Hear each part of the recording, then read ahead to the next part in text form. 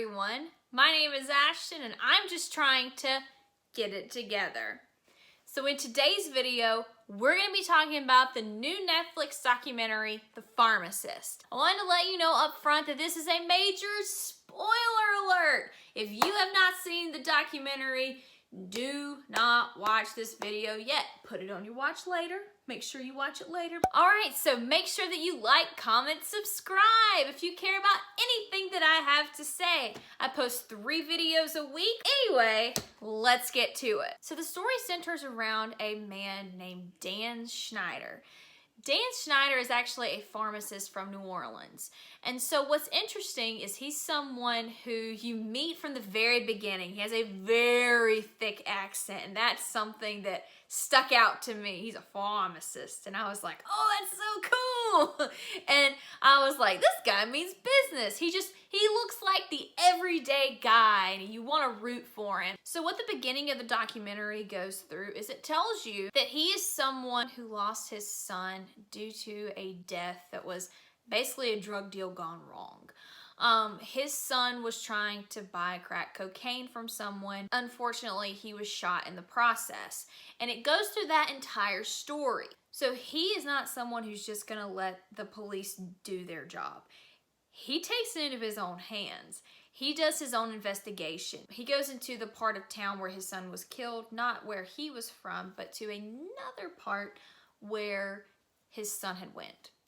And he actually goes and interviews people and talks to people and does things that he saw that law enforcement was not doing. And he ends up doing this. He wasn't ignoring threats that he was getting from people in that area, but he was going to do what he was going to do. At the beginning, the case is moving along okay. Not as fast as what he would like for it to be, but as the documentary goes along, you can tell that he's a very headstrong person and he wants things to go the way he wants them to go. But he keeps pushing along anyway. You are eventually introduced to a guy. He's actually a full-grown adult at this point. His name is Jeffrey.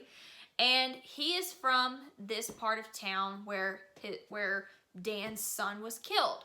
And he said that he was a witness to the murder. And he starts giving Dan information, and Dan starts to work with him and get information from him. So they become pretty friendly. And eventually he felt like nothing was ever going to happen. In the end, he starts just calling names in the phone book and tries to say, do you have information? Do you have information? Do you have information? So whenever he contacts people through the phone book, he ends up getting in touch with a witness. Her name is Shane. And through Shane, she ends up saying, I witnessed the entire murder. I saw everything.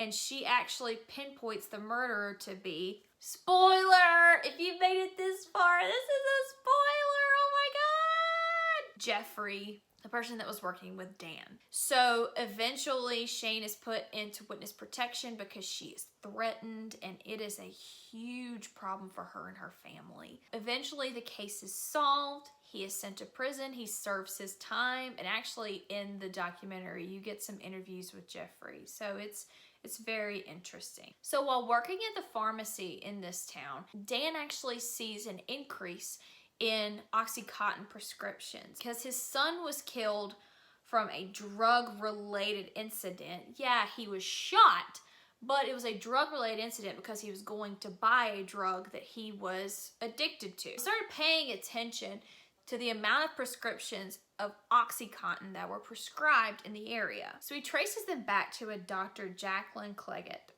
She is an African-American doctor who actually has a practice that's set up not really in a complex where you have other practices. She was in a more sketchy part of town, and so he wanted to go check it out for himself. He brought his wife with him, and they videoed some things, and they saw some sketchy stuff. First of all, she had hours that went way up into the morning, like 2 a.m. She had armed New Orleans police officers. She only accepted cash payments, no insurance, no checks, nothing like that. There was actually a pharmaceutical rep who had been in there, and he said that when you walked in there, it smelled so bad. Not like a practice should smell, but it just reeked whenever you walked in there. Another thing was she was not actually seeing and examining patients like she should. She was seeing up to 76 patients a day. And they actually have a medical professional who said that on an extremely intense and busy day, a normal physician would see about 20 patients a day, and that's stretching it. So to see up to 76 patients a day, you would have to truly not be paying any attention. You would have to walk somebody in the door, write a script, and send them on their way. With Dan's actual investigation, he finds out that Dr. Cleggett was actually she was just a cog in this major problem throughout actually the entire United States. Louisiana was actually the epicenter of this major drug epidemic. These were called pill mills, and they were popping up all over the United States. They contributed to the opioid drug addiction in the early 2000s that plagued Americans. And so what's interesting is the documentary takes a turn, and it goes from focusing on the murder of Dan's son, talks about Dr. Cleggett, then it talks about Purdue Pharma. Purdue Pharma is the manufacturer of OxyContin and other different prescription medications. In the documentary, they actually show you, and it's very interesting, they show you different advertisements where doctors are showing you,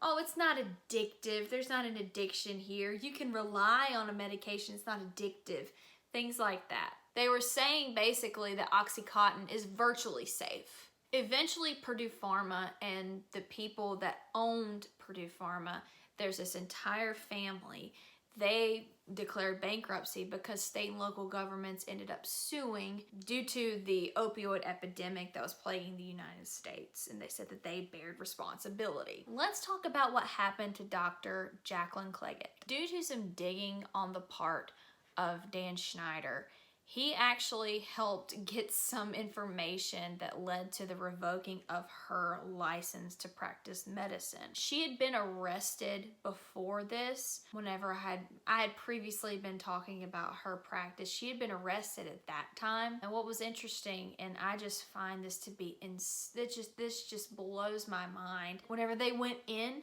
to her practice, they found stacks of prescriptions that had OxyContin and the amount that was prescribed, and it had her signature. You just had to fill out the name. So basically they could just write the name, send, write the name, send.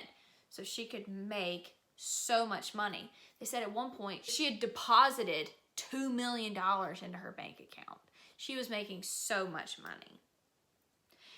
Also, whenever they had arrested her, she had stacks of money sitting on desks in her office. She had been hit by a large number of lawsuits from different people who had sued her at that point. And then in 2006, she was involved in a major car accident where she suffered from major brain damage and physical bodily harm, where she was left partially paralyzed, and there was a lot of brain damage that affected the way that she lived her life for the rest of her life, unfortunately. And because of these injuries, she had actually appealed to try and get her license back, but doctors had said that she would never be able to practice again. She had lost a lot of her functioning due to what she had lost from the accident. From everything that she was accused and found guilty, and the plea agreement that she had come to, she received 3 months probation.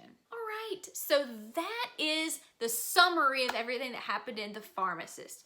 Let me tell you, this documentary kept you interested, if nothing else. I think that it was excellent. I mean, whenever I tuned in, I thought that it was one thing, and it transformed into many different things. Whenever I turned it on, I was like, oh, this is mostly going to be about his son's murder. How tragic.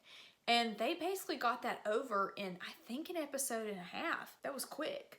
So I was floored by that. The murder in itself is so sad. The way they portray the son is just being someone who was just caught up in this addiction, and he had this family who cared so much about him, and they would do anything for him. Obviously, the dad is living his life trying to help other people get their kids out of the same situation. It's just so tragic. And then you see that the episodes move to focusing on Dr. Cleggett and the Oxycontin prescriptions that are prescribed way too much at that point. And then it moves to Purdue Pharma, and it's just a lot. So it progresses into different directions that I didn't really think it would go to, because I had no previous research into this documentary. I didn't know what to expect. I will say that Dan Schneider, oh my gosh, what a complex individual. I mean, you can tell that he does put his personal relationships on the line to pursue what he feels passionately about. What an amazing individual he is. I mean, I can't say if I was his wife that I wouldn't be ticked that he would be so sidetracked by other things, but also as a wife, I would be happy that someone would want to help someone else's children and would want to help in some way. Like, what just an amazing person. Now, I'm sure you're going to see articles, oh, this isn't true, oh, this isn't true, oh, this isn't true. Sure, documentaries are going to be biased, but based on what I've been shown, what a guy. Like, that's awesome. One thing I did like as far as consistency is concerned, they did keep the focus on Dan Schneider. Like, you saw that you had, at the beginning, a secondary focus was on his son. Then it was Dr. Cleggett. Then it was Purdue Pharma. But the main focus throughout was Dan Schneider. What he did to further his cause, to carry his son's legacy, to try and help people throughout. It looks like I'm doing something weird here. But he wanted to help other people to not go through what he was going through and to stop it. I did like how they did that. So overall, I thought that it was very unique. It was well shot. It was interesting. I mean, I would watch it again. I was intrigued by the entire thing. I never thought that I would be so interested in something about pills. I never thought I would be that interested. So it was something that I thought was fascinating. All right, everyone. So that's it for today's video. Don't forget to like, comment, subscribe. That's it for today's video. See y'all next time.